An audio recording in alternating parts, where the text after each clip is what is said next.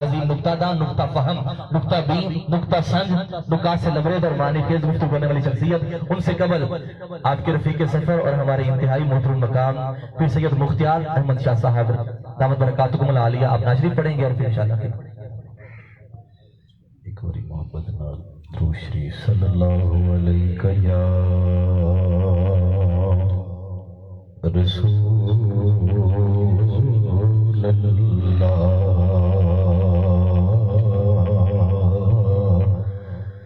وسلم علیکہ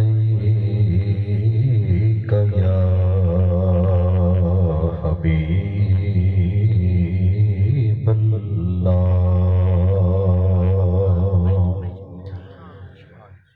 میں گدائے دیار نبی ہوں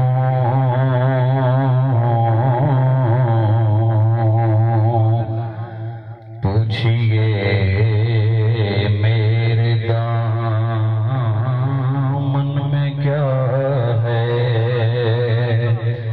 میں گدائے دیار نبی ہوں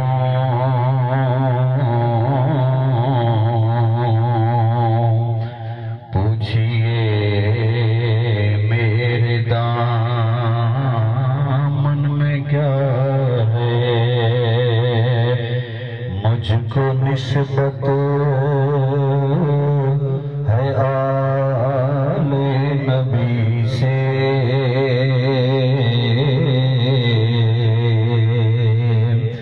ہاتھ میں دامن مصطفیٰ ہے مجھ کو نسبت ہے آل نبی سے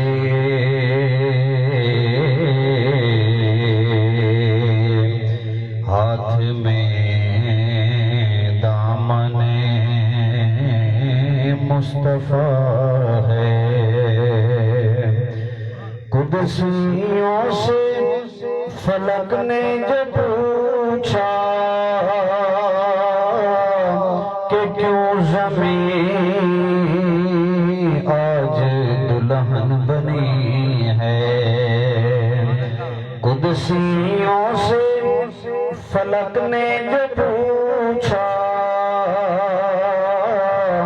کہ کیوں زمین آج دلہن بنی ہے قدسیوں نے کہا کہ زمین پر آج پھر محفل مصطفیٰ ہے قدسیوں نے کہا کہ زمین پر آج پھر محفل مصطفیٰ ہے نعرہ تکبیر نعرہ رسالت نعرہ تحقیق نعرہ حیدر قبلہ پیر و مرشد سید محمد ذیشان رسول بخاری سے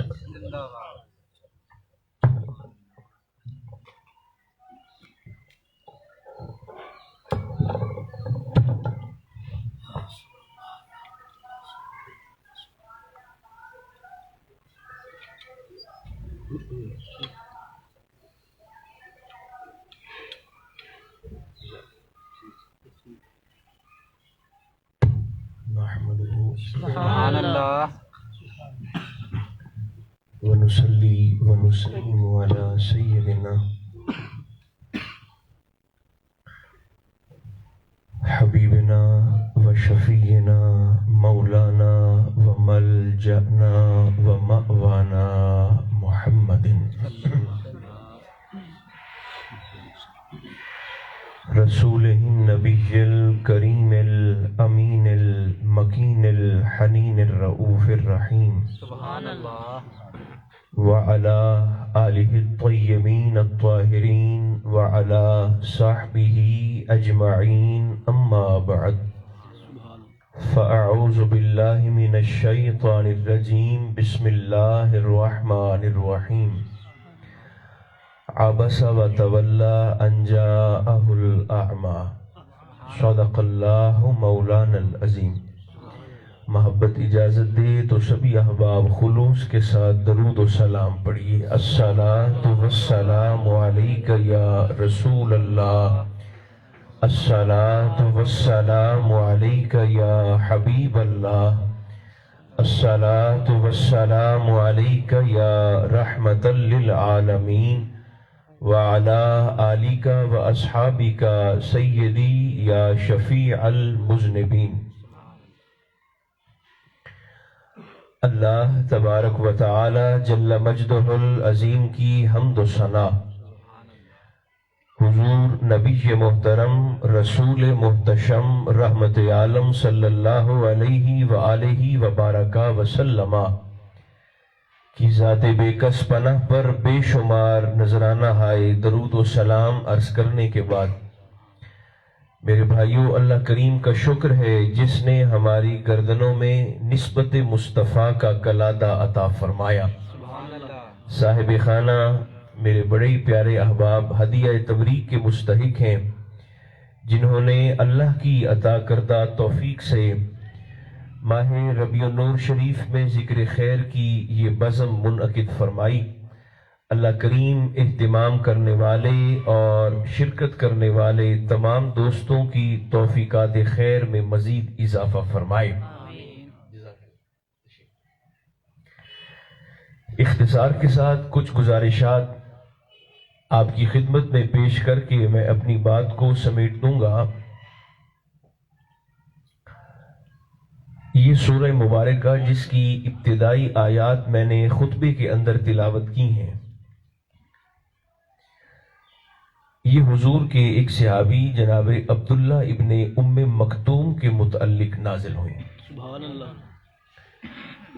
ترجمہ پہلے عرض کر دیتا ہوں، احتیاط کے ساتھ آپ ترجمے پر غور فرمائیں گے۔ صورتحال یہ تھی کہ اشراف قریش میرے آقا کی بارگاہ میں حاضر تھے،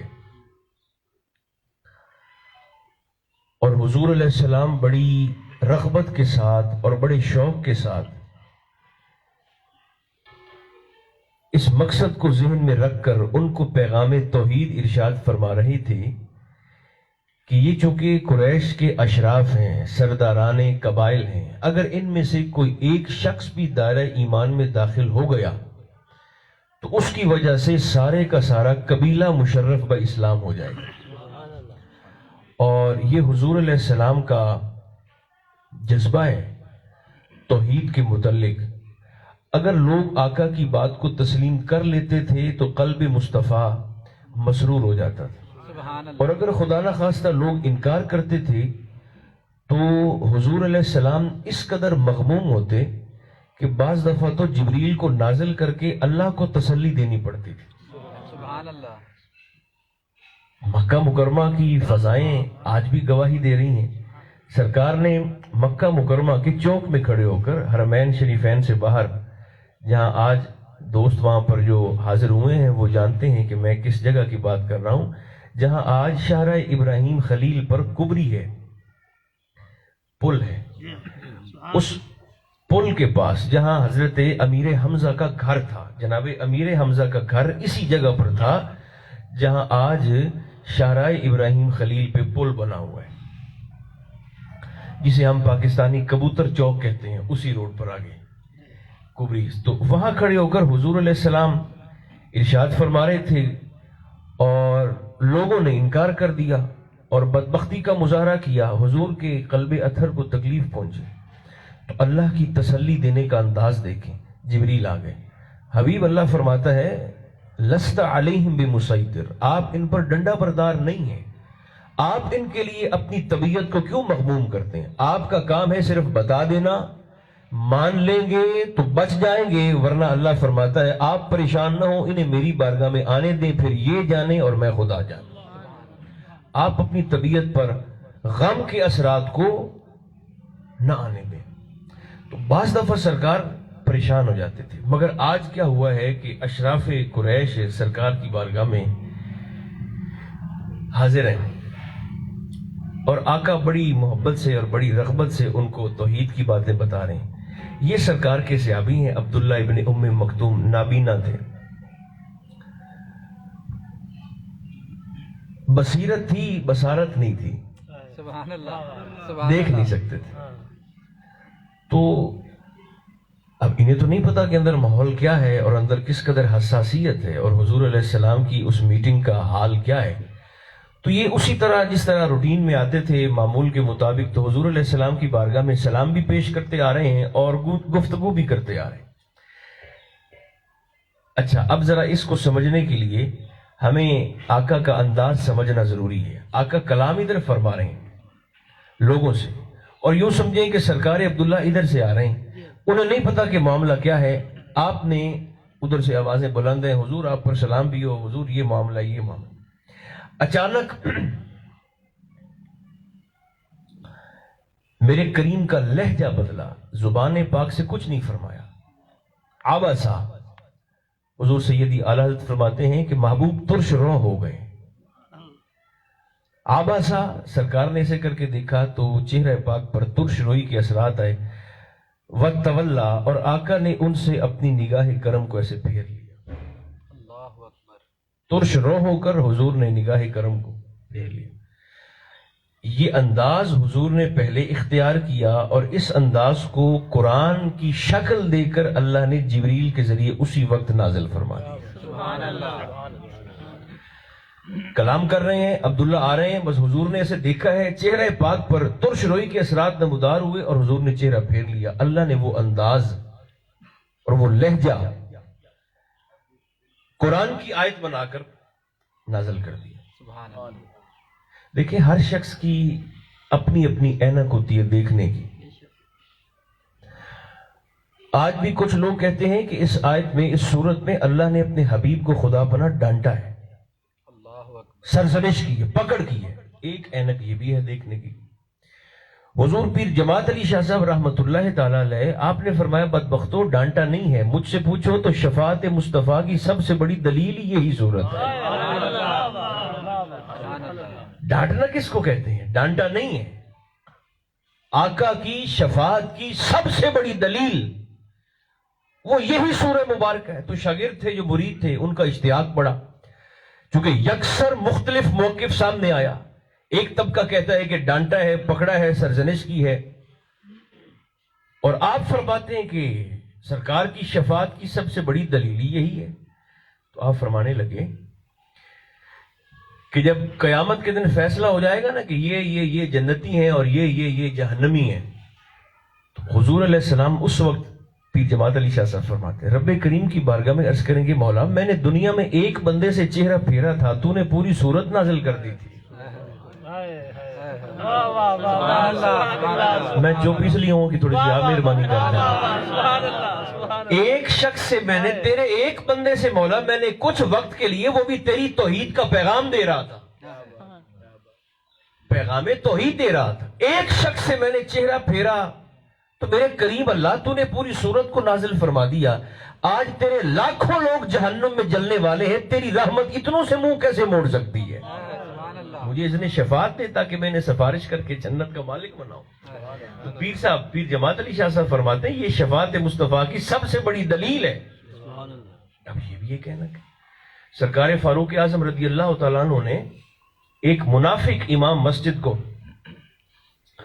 صرف اس وجہ سے تیسرے دن قتل کر دیا تھا کہ وہ ہر روز فجر کی نماز میں عبس و تولی کی تلاوت کرتا تھا۔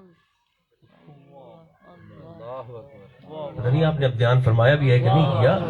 دیکھیں، ہے تو یہ عظمت میں، یہ سورت بھی عظمت میں ویسی ہی عظمت والی ہے، رفت والی ہے، جیسے سورہ یاسین ہے، جیسے سورہ رحمان ہے، ثواب بھی ویسے کا ویسا ہی ہے۔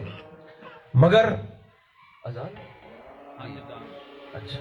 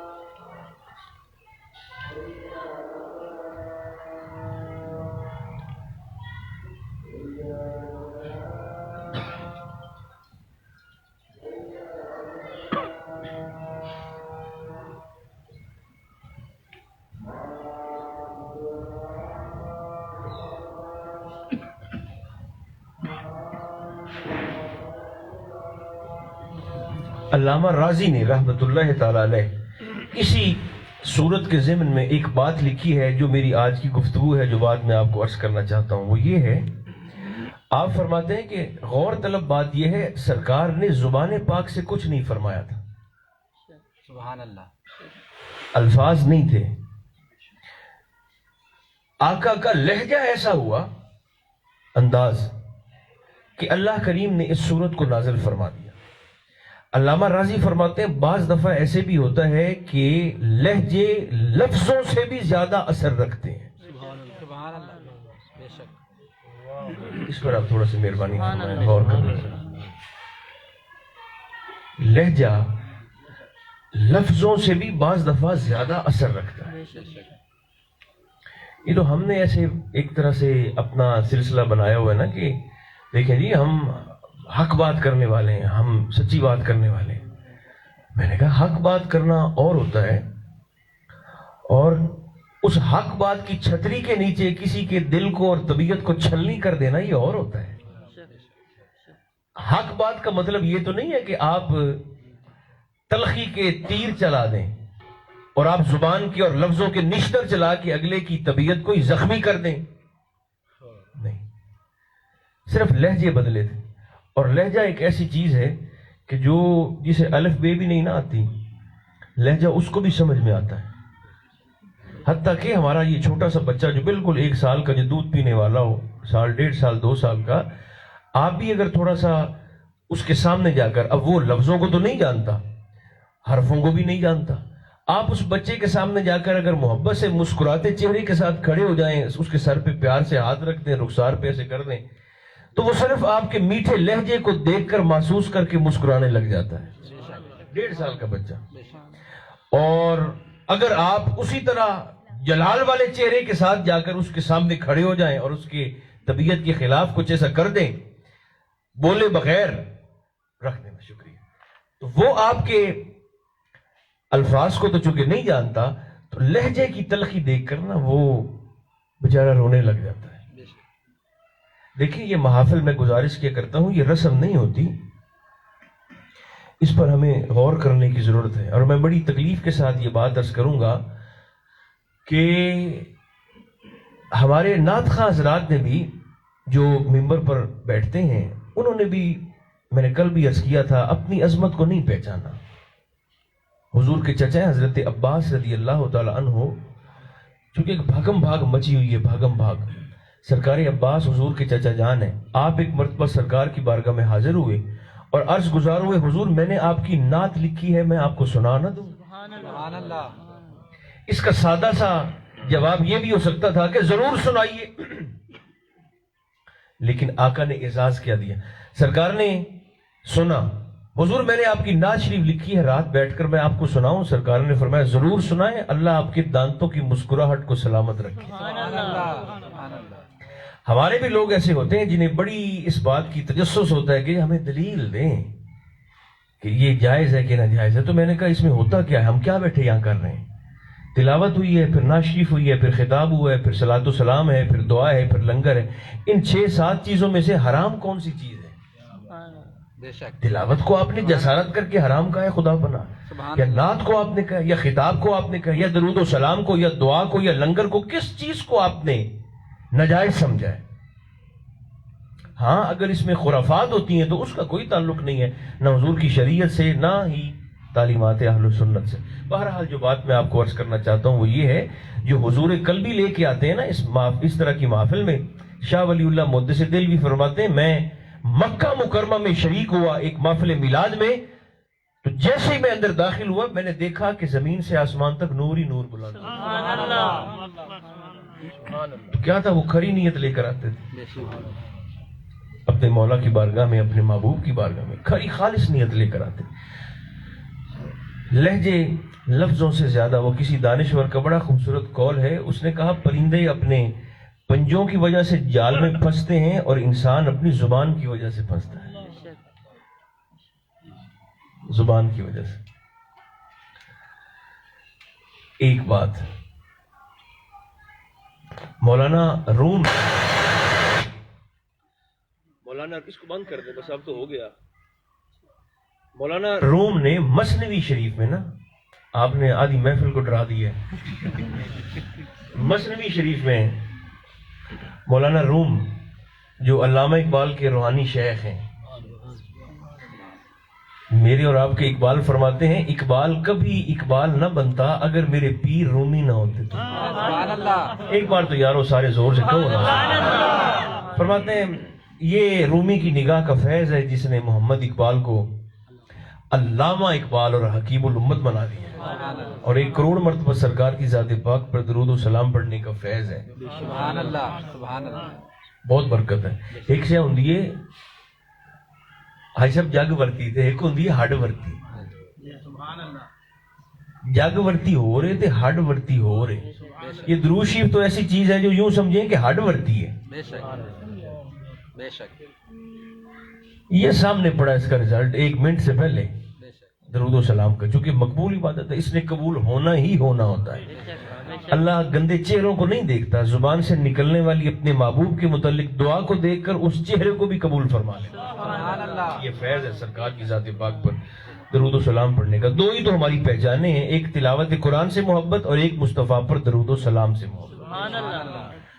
مولانا روم نے مثنوی شریف میں اس بات کو لکھا ہے، آپ چونکہ بڑے حکیم تھے، اور یہ 2 شخصیات ہیں جو اس حوالے سے ہمارے لٹریچر میں ایک بڑا منصب اور مقام رکھتی ہیں۔ ایک مولانا روم ہے اور ایک شیخ سعدی شیرازی ہیں۔ سبحان اللہ، دانشور قسم کے علماء ہیں اور صوفیاں یہ دونوں۔ شیخ سعدی تو ایک مرتبہ بڑی دلچسپ بات ہے جو اکثر میں عرض کیا کرتا ہوں، آپ ایک دفعہ شیراز کی گلی میں تشریف لے کر جا رہے تھے تو کتا آپ کو بھونک پڑا، شیخ سعدی شیرازی کو کتا بھونکا۔ آپ نے اسے مخاطب ہو کر ایسے کتے کی طرف آپ نے چہرہ کیا اور مخاطب ہو کر اس کتے سے کہنے لگے مینوں کیوں بھونکنا ہے، میں کو تینوں پڑھایا ہے؟ اللہ اکبر، جس پر احسان کرو اس کے شر سے بچو، علم دینے سے بڑا احسان کوئی نہیں ہوتا۔ آپ نے فرمایا مجھے کیوں بھونکتا ہے؟ میں نے تجھے کوئی شاگرد ایسا ہوتا ہے جو اپنے استاد صاحب کو عزت دے کر راضی ہو۔ اللہ اکبر، اللہ اکبر، اب تو ویسے ہی وہ انکا ہو گئے، اب تو زمانہ ہی ختم ہو گیا۔ خال کوئی ہو تو ہو جسے اللہ نے توفیق عطا فرمائی ہو اور وہ اپنے استاد صاحب کو، اپنے شیخ کو، اپنے بڑوں کو اعزاز دے سکے۔ رومی نے یہ بات لکھی ہے، لہجے کو آپ ذہن میں رکھیں گے، حکایت رومی کی ہے، اور بعض دفعہ نا سادہ سی مثال دے کر وہ بہت بڑی بات کو آرام سے پہنچا دیتے تھے۔ مولانا روم آپ فرماتے ہیں کہ اچھا آپ ذرا مثال دیکھیں، رومی فرماتے ہیں کہ ایک مرتبہ لکڑ ہارا تھا، وہ جنگل میں جا کر لکڑیاں کاٹتا تھا۔ مثنوی شریف جسے فارسی کا قرآن کہتے ہیں، کسی بھی صاحب علم کی لائبریری وہ مثنوی کی بغیر مکمل نہیں ہو سکتی۔ لکڑ ہارا تھا، لہجے کو ذہن میں رکھیں گے، اور جنگل میں لکڑیاں کاٹتا تھا جا کر، اس کی شیر سے دوستی ہو گئی۔ اب جب دیکھیں نا سیدھی شیر سے ہی دوستی اس کی ہو گئی۔ جنگل کا بادشاہ ہے، بنا ہے شاہ کا مصاحب تو پھرے ہے اتراتا، وگرنہ شہر میں غالب کی آبرو کیا ہے۔ بڑے سے یاری ہو گئی تو موجیں لگ گئیں۔ اچھا اب شیر کیا کرتا ہے؟ شیر نے سارے جنگل کے جانوروں میں کہہ دیا تھا کہ یہ میرا دوست ہے، جب بھی آئے لکڑیاں کاٹنے، امید کرتا ہوں آپ سارے سن رہے ہوں، سبحان اللہ، تو اسے پریشانی نہ ہو بلکہ لکڑیاں کاٹنے میں اس کی مدد کرنا، اور پھر جب یہ کاٹ لے تو اپنی پیٹھ پر لاد کر اس کو باہر تک چھوڑ بھی آنا۔ رومی لکھ رہے ہیں وہ کیا کرتا ہے، ہر روز وہ آتا ہے، ہر روز لکڑیاں کاٹتا ہے، جانور اس کی مدد کرتے ہیں، پیٹھ پر لادتا ہے، پھر واپس جانور اس کو جنگل سے باہر چھوڑ بھی آتے ہیں۔ تو ایک دن اس لکڑ ہارے کی بیوی کہنے لگی کہ پہلے آپ تھوڑی لکڑیاں لاتے تھے، اب آپ زیادہ لاتے ہیں۔ اس نے کہا اصل میں نا میری ایک یاری لگ گئی ہے، وہاں پر دوستی ہو گئی ہے، اور ایسا وی آئی پی نظام ہے کہ جب میں جاتا ہوں تو وہاں مخلوق تو میرے استقبال کے لیے کھڑی ہوتی ہے، میری مدد کر دیتی ہیں، میں کاٹتا بھی ہوں میرے ساتھ وہ میری مدد بھی کرتے ہیں، پھر وہ اٹھا کر لاد کر مجھے جنگل سے باہر پیچھے چھوڑ بھی آتے ہیں۔ اس نے کہا اچھا اگر آپ کی اتنا ہی کوئی دوست ہے، اتنا پیارا محبوب ہے، تو پھر آپ کسی دن اسے گھر کھانے پہ لے آئیں، اس کو ہم دعوت کر دیتے ہیں۔ اس نے نے کہا ٹھیک ہے میں لے آؤں گا کسی دن. رومی فرماتے ہیں وہ وقت معین ہو گیا کہ اس دن لکڑہارے کا دوست گھر میں آئے گا. بیوی نے کہا کچھ کھانے کے لیے لے آئیں. وہ ایسا بس کرو اٹھ جا سو آپ نا. بیوی نے کہا کچھ کھانے کے لیے لے آئیں. اس نے کہا میں اس کے لیے لے آؤں گا, پکانا نہیں ہے, بس ایسے کچا گوشت ہے, بازار سے لاؤں گا, وہ کچا ہی رکھنا ہے. رومی فرماتے ہیں وہ گیا اپنے اس دوست کو, شیر کو لے کر نا لکڑہارا اپنے گھر آ گیا. جب بیوی کی نظر پڑی تو اس نے کہا کہ دوست کہاں پر ہے؟ اس نے کہا یہی میرا دوست جو میری مدد کرتا ہے, اتنے عرصے سے مجھ پر احسان کر رہا ہے, مہربانی کر رہا ہے. بیوی کے تیور بدلے. اس نے کہا اچھا میں تو سمجھی تھی کہ آپ کا کوئی دوست کوئی اچھا خاندانی آدمی ہوگا, کوئی مرد ہوگا, اچھا انسان ہوگا. آپ کی دوستی تو ان کتے بلوں کے ساتھ ہے, ان درندوں کے ساتھ ہے آپ کی یاری. یہ جانور آپ کے دوست ہیں. میرے رومی کا انداز دیکھیں سمجھانے کا. اس کے لہجے میں کڑواہٹ آئی نا. اس نے کتا بلا کہا, درندہ کہا. پھاڑ کھانے والے جانوروں سے آپ کی یاری ہے. شیر نے بغیر کچھ کھائے واپس رخت سفر بند اور واپس جنگل چلا گیا. اگلے دن وہ لکڑہارا جب گیا نا لکڑیاں کاٹنے جنگل میں, سنی سب کچھ ہو سکتا ہے, سنی بد زبان نہیں ہو سکتا. سبحان اللہ, بے شک. ساری زندگی ہم نے جٹ بٹ ہونے پہ فخر کیا ہے, کاش کہ ہم مومن ہونے پر بھی ناز کرتے ہیں. آپ نے نہ ہوں کیا نہ ہاں کیا, کوئی مہربانی بھی تو کرے نا. دیکھیں نا ہم کیا سمجھتے ہیں کہ یہ جو آج بھی بڑے بڑے ایم بی بی ایس اور بڑے بڑے اسپیشلائزیشن کرنے والے اور بڑے بڑے پی ایچ ڈی بیٹھ کر جانوروں کا پیشاب پی رہے ہوتے ہیں,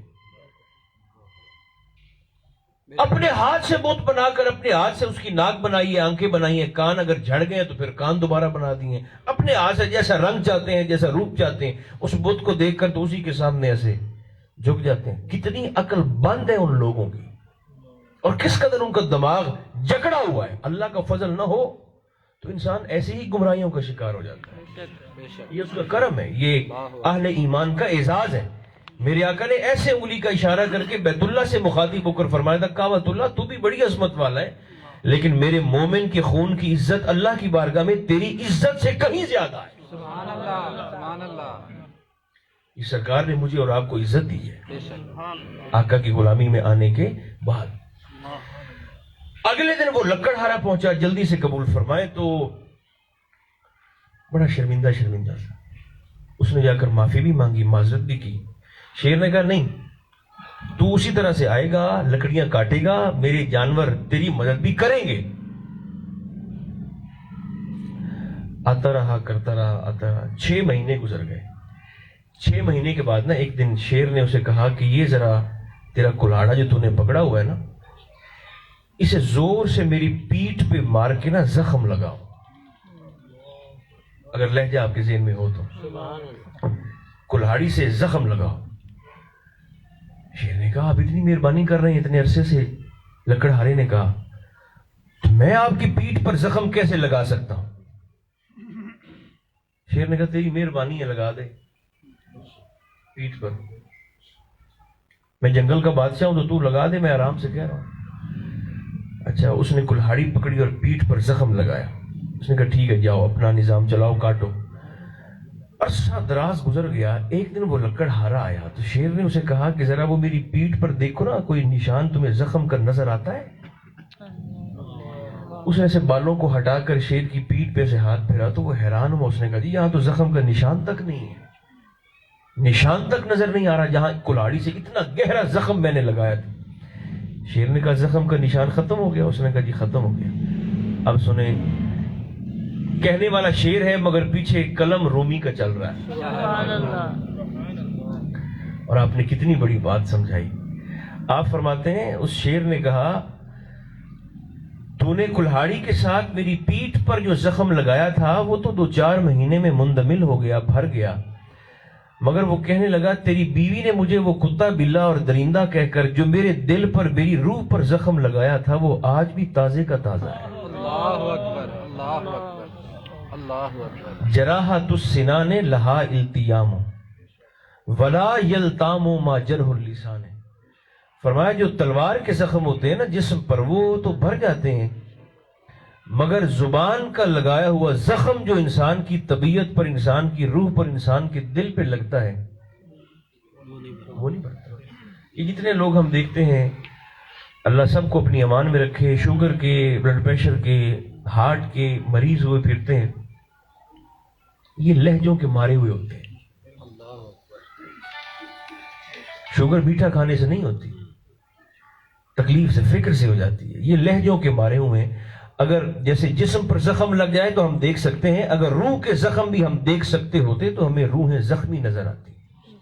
وہ روحوں پر لہجوں کے زخم ہوتے ہیں، لفظوں کے زخم ہوتے ہیں جو موت تک انسان کے ساتھ چلتے ہیں، قبر تک. چونکہ یہ جسم لوہے کا بنا ہوا تو ہے نہیں نا، یہ گوشت پوست کا بنا ہوا ہے. ہماری باڈی ریئیکٹ کرتی ہے، مثبت رویہ ہو تو بھی ریئیکٹ کرتی ہے، اگر منفی رویہ ہو سامنے والے کا تو بھی جسم رد عمل دیتا ہے جسم. اس لیے میں گزارش کیا کرتا ہوں، سنی بننا آسان ہے، سنی رہنا مشکل ہے. یہ تو ہر وقت اپنی طبیعت کا، اپنے مزاج کا، اپنے دل کا پہرا دینا ہوتا ہے. بہرحال میرا وقت ہو گیا ہے، یہی گزارش میں نے کرنی ہے. درخواست کہہ لیں، تقریر کہہ لیں، پیغام کہہ لیں، بات کہہ لیں، کچھ بھی سمجھ لیں.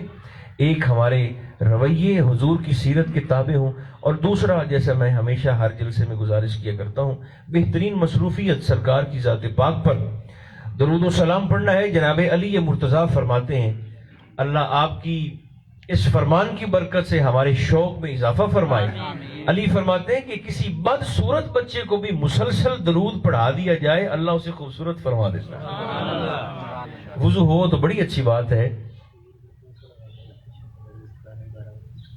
وہ تو پیارے بھائی پونے گھنٹے کا ہے جو ایک حدیث پاک آپ فرما رہے ہیں.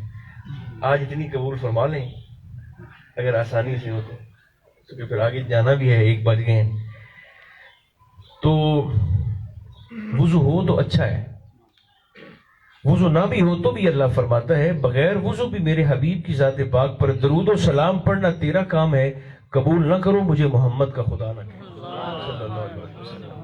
رویوں میں بہتری ہو، الفاظ میں بہتری ہو، انداز میں بہتری ہو، گھروں کے ماحول میں بھی اچھائی ہو.